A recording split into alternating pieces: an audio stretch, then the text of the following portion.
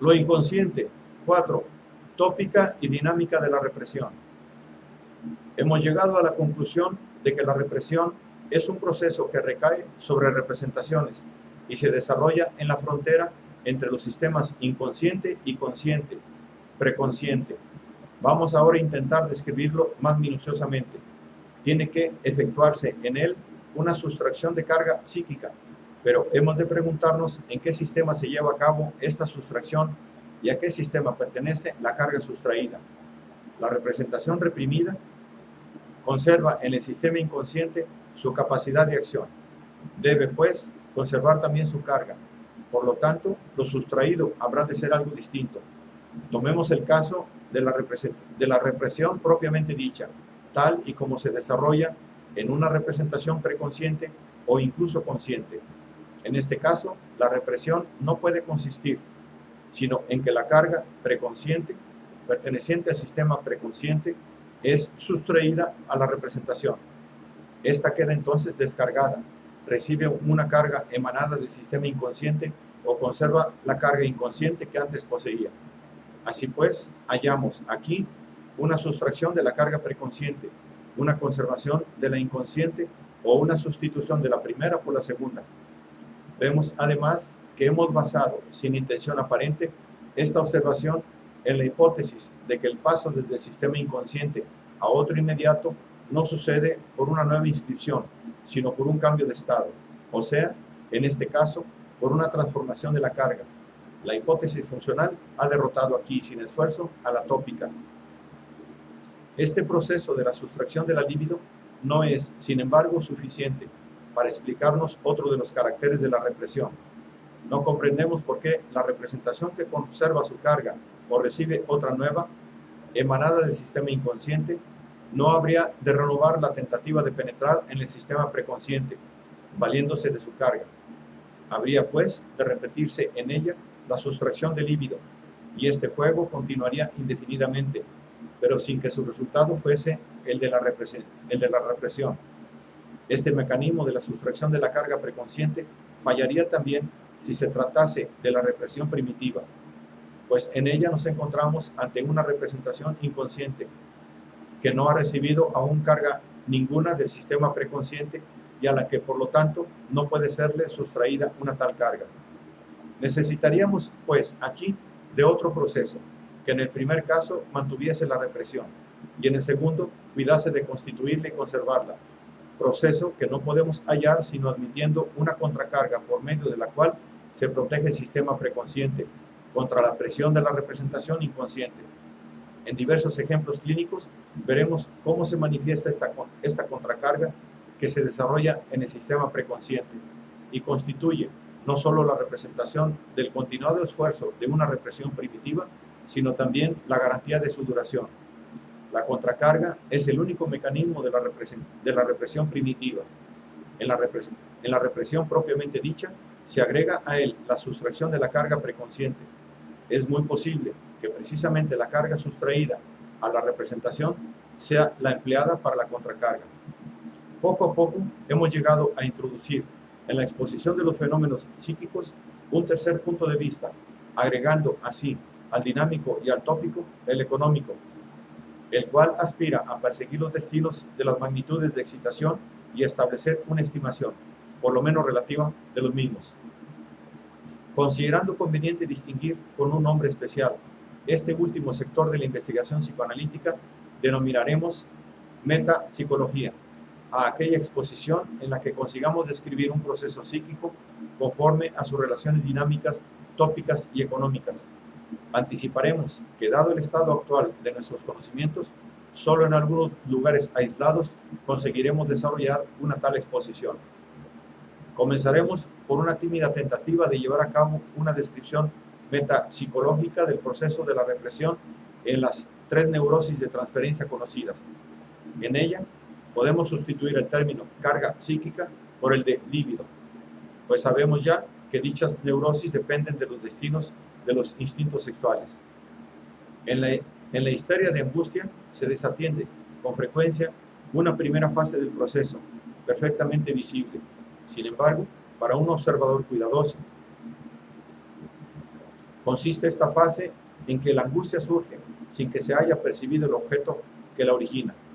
Hemos de suponer, pues, que en el sistema inconsciente existía un sentimiento erótico que aspiraba a pasar al sistema preconsciente, pero la carga de que tal sentimiento fue objeto por parte de este sistema se retiró de él, como en un intento de fuga, y la carga consciente del líbido de la representación rechazada fue derivada en forma de angustia.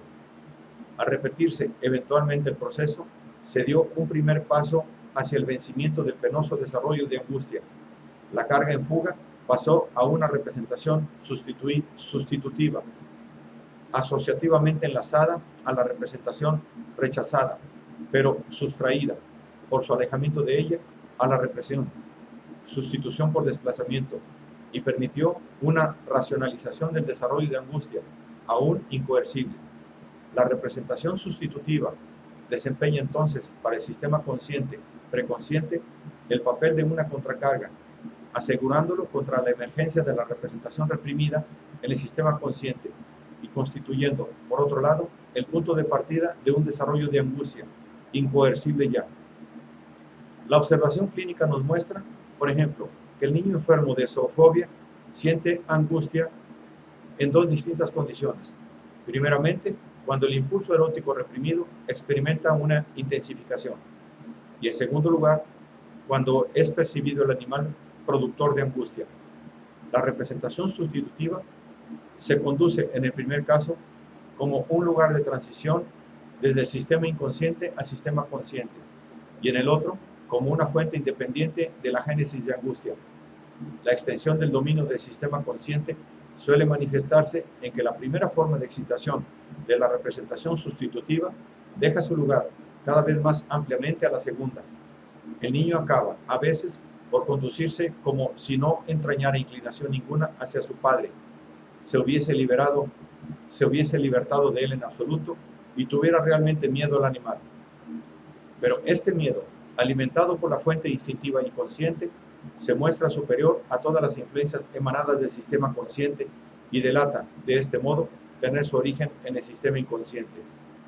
La contracarga emanada del sistema consciente lleva, pues, en la segunda fase de la histeria de angustia, a la formación de un sustitutivo.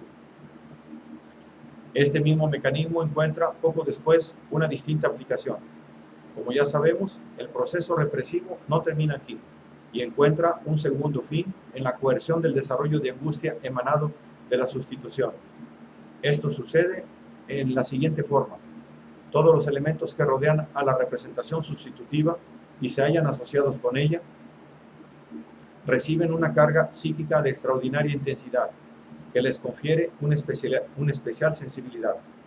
De este modo, la excitación de cualquier punto de la muralla defensiva formada en torno de la representación sustitutiva por tales elementos provoca, por el enlace asociativo de los mismos con dicha representación, un pequeño desarrollo de angustia que da la señal para coartar, por medio de una nueva fuga, la continuación de dicho desarrollo.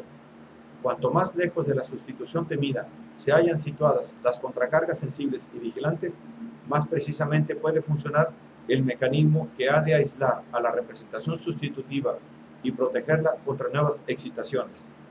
Estas precauciones no protegen, naturalmente, más que contra aquellas excitaciones que llegan desde el exterior y por el conducto de la percepción a la representación sustitutiva, pero no contra la excitación instintiva, que partiendo de la conexión con la representación reprimida, llega a la sustitutiva.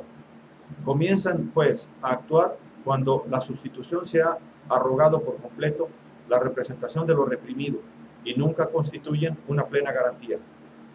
A cada intensificación de la excitación instintiva tiene que avanzar un tanto la muralla protectora que rodea a la representación sustitutiva. Esta construcción queda establecida también de un modo análogo en las demás neurosis y la designamos con el nombre de fobia. Las precauciones, prohibiciones y privaciones características de la histeria de angustia son la expresión de la fuga ante la carga consciente de la representación sustitutiva. Considerando el proceso en su totalidad, podemos decir que la tercera fase repite con mayor amplitud la labor de la segunda. El sistema consciente se protege ahora contra la actividad de la representación sustitutiva por medio de la contracarga de los elementos que le rodean, como antes se protegía por medio de la carga de la representación sustitutiva contra la emergencia de la representación reprimida. La formación de sustitutivos por desplazamiento queda continuada en esta forma. Al principio, el sistema consciente no ofrecía sino un único punto, la representación sustitutiva, accesible al impulso instintivo reprimido. En cambio, luego, toda la construcción fóbica constituye un campo abierto a las influencias inconscientes. Por último, hemos de hacer resaltar el interesantísimo punto de vista de que por medio de todo el mecanismo de defensa puesto en actividad, queda proyectado al exterior el peligro instintivo. El yo se conduce como si la amenaza del desarrollo de angustia no procediese de un impulso instintivo, sino de una percepción, y puede, por lo tanto, reaccionar contra esta amenaza exterior, por medio de las tentativas de fuga que suponen las precauciones de la fobia. En este proceso represivo se consigue poner un dique a la génesis de angustia, pero solo a costa de graves sacrificios de la libertad personal. Ahora bien, el intento de fuga ante una aspiración instintiva es en general inútil y el resultado de la fuga fóbica es siempre insatisfactorio. Gran parte de las circunstancias observadas en la histeria de angustia se repite en las otras dos neurosis. Podemos, pues, limitarnos a señalar las diferencias y a examinar la misión de la contracarga. En la histeria de conversión es transformada la carga instintiva de la representación reprimida en una inervación del síntoma. ¿Hasta qué punto y bajo qué condiciones queda avenada la representación inconsciente por esta descarga, siéndole ya posible cesar en su aspiración hacia el sistema consciente? Son cuestiones que habremos de reservar para una investigación especial de la histeria. La función de la contracarga, que parte del sistema consciente preconsciente, resalta claramente en la histeria de conversión y se nos revela en la formación de síntomas. La contracarga es la que elige el elemento de la representación del instinto en el que ha de ser concentrada toda la carga del mismo. Este fragmento elegido para síntoma cumple la condición de dar expresión tanto al fin optativo del movimiento instintivo como a la aspiración defensiva o punitiva del sistema consciente. Por lo tanto, es traducido y mantenido por ambos lados, como la representación sustitutiva de la histeria de angustia.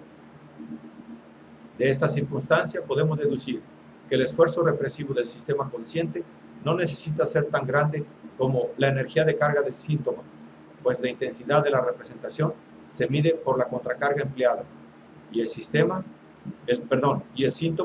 no se apoya solamente en la contracarga, sino también en la carga instintiva condensada en él y emanada del sistema inconsciente. Con respecto a la neurosis obsesiva, bastará añadir una sola observación a las ya expuestas. En ella se nos muestra más visiblemente que en las otras neurosis la contracarga del sistema consciente. Esta contracarga, organizada como una formación reactiva, es que lleva a cabo la primera represión y en la que tiene efecto después la emergencia de la representación reprimida, del predominio de la contracarga y de la falta de derivación. Depende, a nuestro juicio, que la obra de la represión aparezca menos conseguida en la histeria de angustia y en la neurosis obsesiva que en la histeria de conversión.